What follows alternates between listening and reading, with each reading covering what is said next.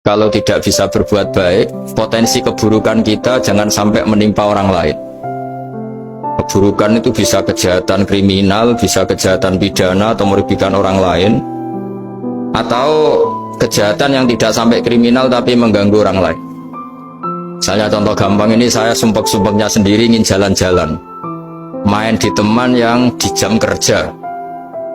Ini kan sumpek-sumpeknya saya sendiri ingin hiburan, terus wisata atau dolan ke teman yang sebetulnya saat itu dia mungkin ngaji atau kerja atau harus memenuhi kewajiban cari nafkah. Gara-gara nemuin saya, akhirnya dia dikomplain sama majikannya, atau gara-gara nemuin saya, dia akhirnya tidak ngaji sama santrinya, atau gara-gara nemuin saya, dia terganggu aktivitasnya. Itu juga tidak boleh, karena berarti keburukan kita punya akibat pada orang lain.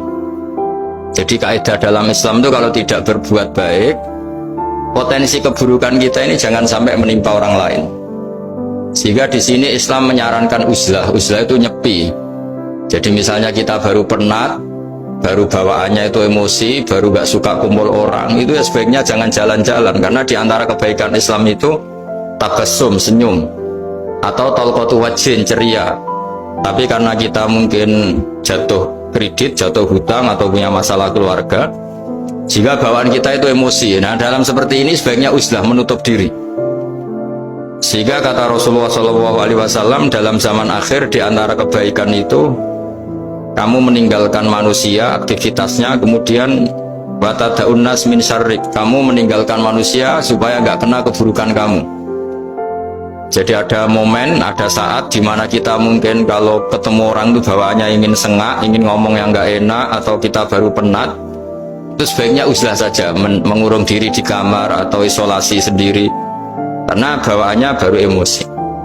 Nah, ini yang jarang dipraktekkan. Kalau sekarang malah banyak yang saat susah, malah bawaannya ingin namam, ingin menvonis orang lain atau ngadili orang lain. Padahal pesannya Nabi, kalau semua kebaikan aktif tidak bisa kamu lakukan itu, takuffu syarra ka'anin nas fa innaha shadaqatun minka ala nafsik. Sehingga keburukan kita, ya saya ulang lagi, keburukan kita yang ingin emosi, ingin apa, itu tidak punya akibat orang lain.